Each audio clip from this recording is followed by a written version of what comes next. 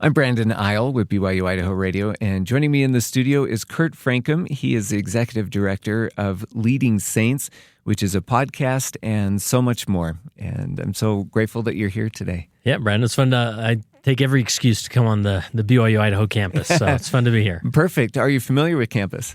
I didn't go here. I've been here a handful of times. I remember coming as a little boy when it was Rick's College. My dad kind of just brought us here, said this is the church's school up here. But then I married a girl from Blackfoot, Idaho. So, we're up here, at least in eastern Idaho, quite a bit. And so I meet with people occasionally here on campus. So, that's great. Blackfoot, what a great place to have marry somebody from. That's right. Yep, it's awesome. Well, great. It's awesome to have you here today. You're from Utah, and you have this great podcast and network of content primarily for members of the Church of Jesus Christ of Latter-day Saints, but really not exclusive to them. It can be anybody who wants to learn more about serving. Can you tell me kind of how Leading Saints got started and what got you into it? Yeah, so after my mission, in the ward where I met my wife, she was down in Utah, graduated from massage school, and so we were both in a YSA ward. I guess back then it was a student ward, is what we typically called them. We met on the campus of the Salt Lake Community College in the Institute building in West Valley, or Taylorsville, and I was called as the Elders Quorum president. And I didn't really have much leadership experience on my mission, and so this was like my first go at leadership. And I made all the typical mistakes. I guilt tripped at them about home teaching, and just burnt the candle at both ends. And I just tried really hard. But at the end of that experience, we got engaged and obviously moved out after we got married. At the end of that experience, I was kind of deflated. Like, man, I really tried hard. Nothing seemed to work. So. I didn't think about it. A few years passed, and I was called into a bishopric, and then that bishop got released, and I was called as the high priest group leader. So similar to an Elders Quorum president again. I thought, what's the point? Why should I try so hard, or actually try and motivate people when nothing seems to work? But I could walk into a bookstore, and there'd be bookshelves full of life leadership, business leadership, so much leadership research and knowledge. I thought, nobody's really taking these two worlds and bringing them together.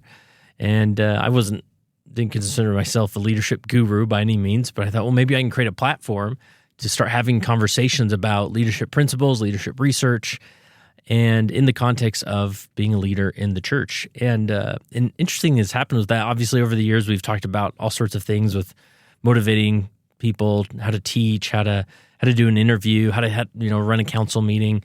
But what we also discovered is that there is this hidden demographic amongst our people that regardless of whether someone has a title of bishop, relief society president, elders quorum president, they just naturally identify as a leader. So when they show up on Sunday, they feel like, okay, I may not be in the bishopric, but I want to have influence here. I want to see the kingdom of God grow because I feel some level of stewardship over Zion, and I want to contribute there. So, started the hobby, sort of a hobby blog in 2010, just reading leadership books, writing an article about how this might relate to a elders quorum or a relief society. And then by 2014, we started the podcast, and that's when it really got some good traction and grew from there. In 2016, we became a 501c3 nonprofit organization and been growing ever since. So I've been in the podcasting world for 10 years, and people look at me like, wow, they had radios back then or like microphones or whatever. So, yeah. Well, that's so interesting. 2014, 10 years into podcasting, that's quite a bit. Yeah. And you've got, about 800 episodes, yeah. That's amazing. Yeah. So many conversations about leadership and training. What have you learned over the last 10 years about leadership and this really leading in the church? Yeah. Man, there's so much, obviously in 800 episodes, but what my mind goes to is that as leaders, the email I get a lot from leaders around the world, church leaders, is that, why won't my people do anything? There's sort of this feeling of apathy, or I obviously they're not motivated. So as the leader, I need to motivate them. And that's when we sort of default to these less effective approaches of maybe guilt trips or, dangling blessings, eternal blessings over their heads if they'll go and minister or whatever. When in reality, our people are very motivated. And anybody who you may perceive in a church context as maybe lazy, if you followed them around with a camera, you actually find they're quite busy. They're quite focused on their family. They're quite focused on things that are really important to them, and that being the gospel. However, as a leader, we often bring our own agenda to the table and say, I want to make sure I look really good as the bishop, as the elders quorum president. And so I need you to perform so that I look good, right? Our ego kind of gets in the mix there. But when we sort of do our best to set that aside and say, why, be more curious. Why aren't people ministering? Why aren't people engaging in the class, even when I ask a question? What I found it comes down to is leadership is about establishing a culture and developing that culture. If you can establish a culture, the work will take care of itself. The motivation will take care of itself. The ministering will take care of itself. So how do we stimulate a culture of relationship, of connecting one-on-one with individuals? For example, often new bishops will email me or reach out to me and say, all right, I've just been called as a new bishop. What advice do you have? And one of the main pieces of advice that I give to new bishops is they should do a ward couch tour, is what I call it. So make it their goal in the first 90 days to sit on every couch in every living room in their ward. When an individual has their bishop come into their home and just even have a brief experience, 15, 30 minutes, where they're connecting on a personal level, they're getting to know them, they're pointing at family pictures, they're seeing toys that the kids have, and they're inquiring about that. Suddenly that shifts that dynamic and that relationship that an individual has with their bishop, so that when they show up on Sunday, they see their bishop, whether they think it or not, subconsciously they're saying, he knows me. He's taken the time to understand me. And now when crisis comes to the surface or I really need help, I think I might reach out to him. Maybe just a text, maybe a phone call, maybe I'll set an appointment and actually go talk with him. But that's the establishment of culture through relationship building. Yeah, and it breaks down those barriers that we don't mean to create, but they're there. And just having that bishop in there, that's such good advice. Yeah. And that's what I like about the podcast is it is this advice. You're talking to people who have been in the trenches and who are in the trenches doing the thing, and they've learned something, and they're sharing that with others. Are you finding that it's making a difference in people's lives and wards and stakes? Absolutely. I mean, it's hard to exactly have a clear indicator, but I get emails all the time of saying, hey, I listened to such and such episode. Maybe it's the Kurt Brown episode, who's a mid-singles bishop in Provo, Utah. It's transformed the way we hold our meetings or the way I approach my interactions with members. So we get emails all the time, either from mission leaders to Relief Society presidents in Australia, saying, "Wow, this has just helped me sort of stimulate some revelation that I need." That the one thing we're really intentional doing with leading saints is we're not trying to say we figured it out. Just do these 5 steps and then you'll be a successful leader. When in reality, it's more of like, I kind of just want to know what the other guy's doing. Like, okay, it seems like people aren't ministering my ward, so what's the other guy doing? Or I'm a ward mission leader and I want to really stimulate sharing the gospel in my ward. What's the other guy doing, right? And then for them to hear Bishop Pope in Southside Chicago, who's the most baptizing ward in North America, share his ideas, suddenly people are like, oh, and again, not that they're going to carbon copy what Bishop Pope is doing, but they'll say, you know what, that might work. That one thing he said, I'd tweak it a little bit so it would work in my area. And that's the type of thing that's happening as we share ideas. It's really stimulating revelation as people exercise, whether it's their priesthood keys or whatever authority they have in their stewardship. Yeah. What's the phrase? There's revelation scattered among us. Absolutely. And there's just getting these different ideas helps you have that better connection, I think, with your own ward. That's pretty cool. At what point did you realize that you needed to go beyond a podcast and start doing other things with leading saints? Yeah, I guess, and there's still some people who, when they hear leading saints, they think, oh, isn't that just a podcast? I mean, we are an organization. We're trying to do more publishing with books and things like that and experiences. Because what I found is that people enjoy listening to the podcast, And, I want to hear this other guy's ideas, or, oh, here's a PhD who's coming in talking about how to run a meeting. And that's interesting, and I can maybe gather from that.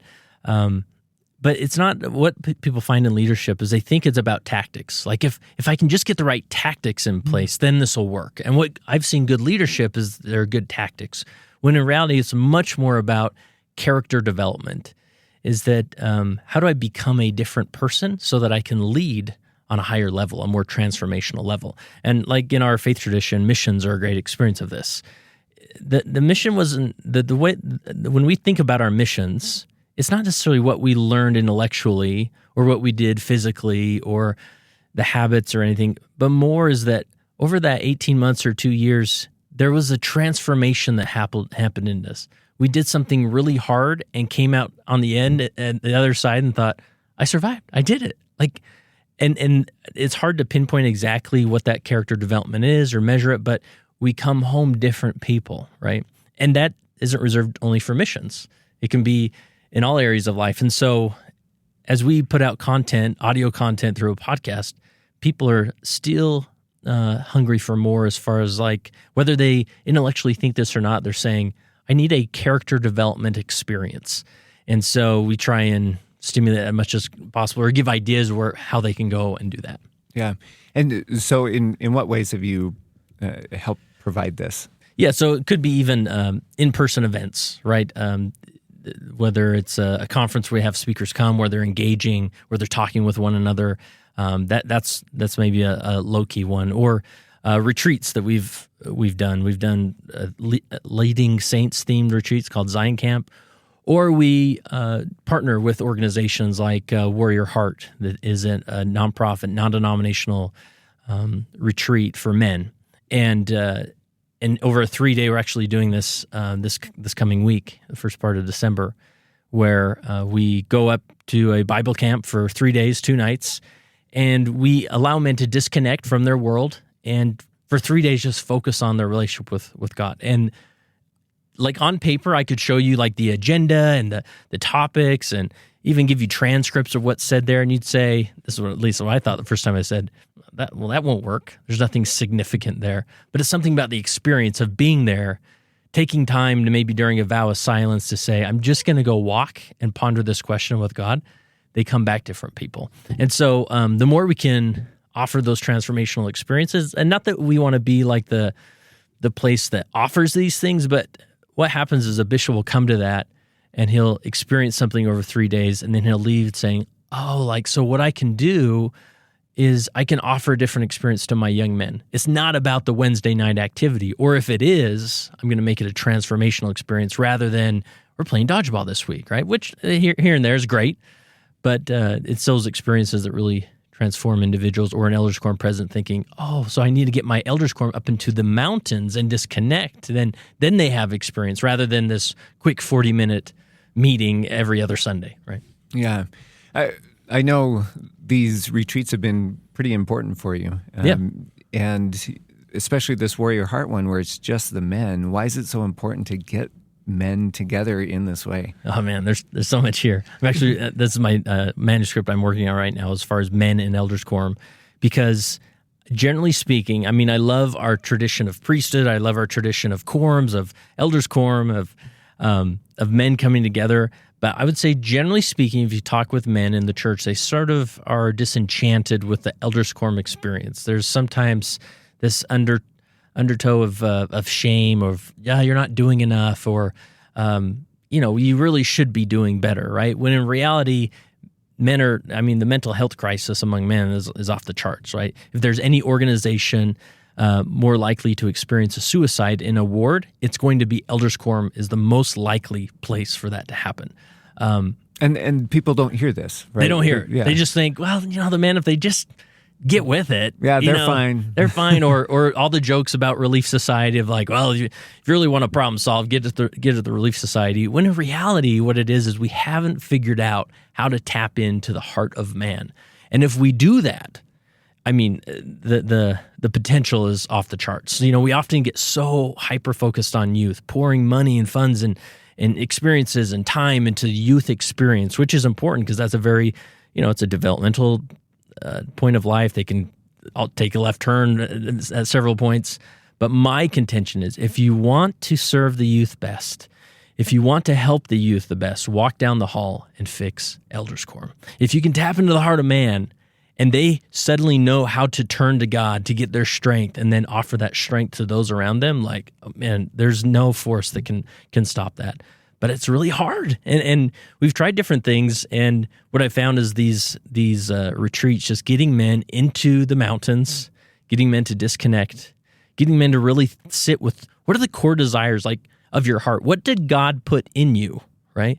I remember as a young 5-year-old boy, I couldn't help myself but put on a homemade Superman cape and watch Christopher Reeves on the screen. And I think there was something spiritual in that because I was too young to go to the scriptures and read. But God was still chasing my heart to say, Kurt, there's something in you. Something I put in you. There's something that why you resonate with Superman. You are different. You are not of this world. You have a Father elsewhere who wants you to become something more, right? So it was the scripture I needed in that time to develop. But then we grow up and think, I got to just dial it in, get a job, dial in my 401k, and we don't realize our heart kind of goes numb. I mean, it absolutely goes numb. And we don't know, we get lost in our families where we pour everything out into our families and then leave a little bit more, right? We get trapped in this, of quotes that we need to focus on our family, right? Rather than, our hobbies or things. So put those away. Those are childish things. When in reality, it's the adventure of life, of hiking the side of a mountain or going kayaking, right? That the masculine heart needs in order to recharge and then return to their family with strength to offer. And so we try and lead men on this path of really understanding these principles. And if anybody's interested, these retreats are based off of a book written by a Christian author named John Eldredge called Wild at Heart. Phenomenal place to start to really understand the core desires of a man's heart. Yeah. Well, I love that idea of a man needs an adventure. Mm-hmm. I think you say he also needs a woman to love, right? Yeah, so a battle to fight. Every man needs a battle to fight, an adventure to live, and a beauty to love. And you can see that, like, I mean, I get season tickets to BYU football. Like, that is whether you admit it or not, that's a masculine spiritual experience for men to gather watching a battle on a field. Because it's calling to something in us saying, you need a battle, right? We need a trophy to hoist at the end of a really tough time. But we often dismiss that and say, I need to actually provide for my family, right? Yeah. And sure, I mean, these things are important, but if you don't have like this rallying point where you can come together and say, we're going to do something special and find brotherhood in that, right? I love the montage at the end of March Madness, the one shining moment, the cheesy song but it shows these different clips from the tournament of men hugging each other, lifting each other up and celebrating, and then crying on the benches when they do lose, right? It's a great snapshot that men are incredibly emotional. Men need connection, they need brotherhood, but we often just completely lose it because there's no structure after maybe high school or college when you did have those athletic events or field trips or, interests that you're focused on, because we kind of felt this pressure of, well, just go provide and lose yourself and forget yourself. And unfortunately, there's not a lot of strength in that. Yeah. Well, what an amazing thing that can happen for men, and that's just one of the many things that you're doing. You also published a book this year. Yeah. Can you tell me about that? When you put it all together, you're like, I'm not that everything. Busy, but so I wrote a book called Is God Disappointed in Me? Removing Shame from a Gospel of Grace. Now, most people see me and my personal brand is like, oh, you're the leading saints guy. Like, you're the podcast guy. They would anticipate if I was to write a book, it would be a leadership book. But I assure you, there's no more important leadership book than a book about shame. Because like I said earlier, leadership is about stimulating positive culture in an organization, in a family, in a life. And if you don't stimulate positive culture, then I have, what's his name? There's his name will come to me, but a scholar did a lot of writing on business leadership. He said, culture eats strategy for breakfast. And I've sort of hijacked that and said, culture eats doctrine for breakfast. Because you think of our powerful doctrines, of course we should focus on doctrine and talk about something that's transformational. However, if it's surrounded in a negative culture, people can never access the doctrine fully and accessibly. And a big component, a big dynamic of that is shame. And shame is simply an attack on our eternal identity. So anything that has us question who we are as an eternal being that's loved by an eternal God. And so I wanted to write a book to really unpack our doctrine of grace, our understanding of God, and his love, and how it can be so motivating, and in conjunction with this covenant path that's been emphasized so strongly, which is absolutely necessary. But oftentimes we think, when we talk about grace, we go to this place of, oh, you're just loved, like this unconditional acceptance, when in reality there's a whole other component to it of he wants us to feel loved so we can swing over into a deeper relationship with him. If we're always questioning who we are, we'll never fully open up to who he wants us to become. I just think for myself, once you realize that God does love you, I mean, that really does unlock the doors. Yeah. Don't worry about that anymore. He loves you. Move on. Let him make you better. Right. And Elder Bednar, talks about that anytime you read grace, it's synonymous with the enabling power of the atonement of Jesus Christ. And I often heard that, like, what do you mean by enabling power? But when I feel full grace, full acceptance in that moment, that God says, Kurt, I love you. Even if you never change again, I love you just as you are. It's a paradox, because I can't help but turn to him and say, help me become like you. And then I'll give everything. I'll give you all my sins. I'll give you my life. Like, I want to dedicate everything because I felt your grace, right? And so many people are afraid to give that overemphasis on acceptance. But that's the paradox. The greatest paradox in the universe is that when they feel that acceptance, then they can change. And I'm riffing off of a quote by Carl Rogers, who says, the curious paradox is that when I accept myself just as I am, then I can change. And that's the gospel of Jesus Christ. When we realize that Jesus Christ accepts us just as I am, then we can change. Yeah. When you look back over the last 10 years to where you started and where you are today, what surprises you most? But to me, it's just it's that character development. We all have a larger story. That for me, in my experience, it was echoing from the heavens from when I was a 5-year-old boy. Something in me, something God put in me said, Kurt, you are Superman. You will have a great influence on this world, and if you follow me and come follow me, right? And all of us have experienced that call. And I see it in many contexts where a few months ago I was talking with somebody, and he just had this random thought of like, man, I'm 40-something years old, and I have this weird prompting. I need to go to law school, right? And so it's often these things that are inviting us outside of ourselves into a larger story, something that seems beyond us, but is part of God's story where he can walk with us, right? God is inviting us to lean into his risk and say, I don't know how this story ends, but I'm willing to lean in. And so that's been my journey with leading saints, with whatever it is. And I'm 42 years old. Hopefully I'm halfway there. But as we feel that call to a larger story, I invite people to lean in because there is a transformational component that will happen there.